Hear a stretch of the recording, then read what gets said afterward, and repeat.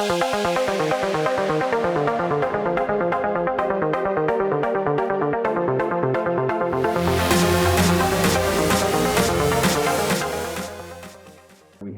what we refer to our boots on the ground teams, which are local embedded teams out in the field making acquisition, sourcing deals for us. So we had 6 of those teams across our 2 basins and had at any one time probably 120 landmen out in the field working on our behalf to acquire minerals.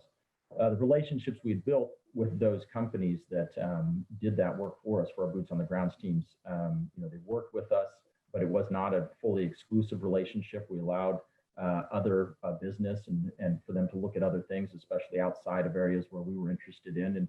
And that's what they needed to do in order to keep the lights on, keep the doors open, keep things going. Certainly that has changed over this past year.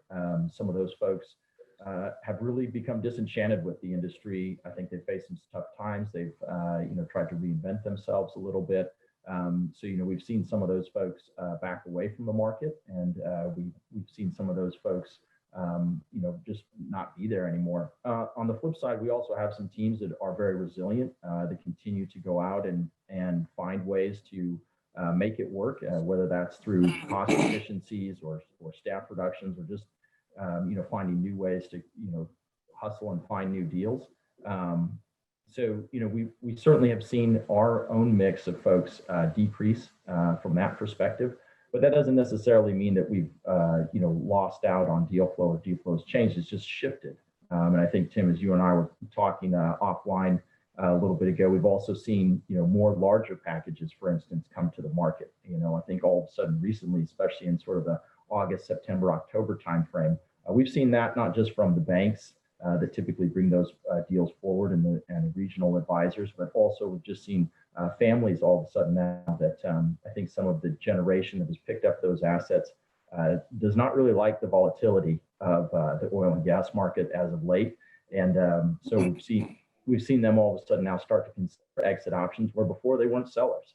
And I think now they would just like to, take value where they can and put those dollars someplace else. So we certainly have seen a shift throughout this year.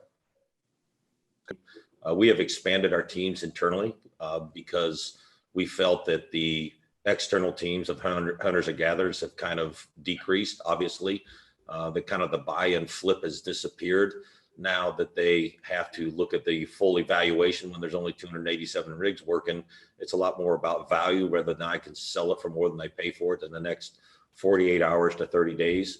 And that went on for about a year and a half. So there's a lot more serious approach to the way that people are looking at these assets from the grassroots hunters and gatherers. We have 2 separate teams, one that kind of follows our line of sights. We have one that kind of follows the dial and smile from an internal standpoint. We also have our business development team with Chase Morris and Shannon Manor that are terrific about meeting with E&Ps and meeting with all these brokers that Kurt spoke about.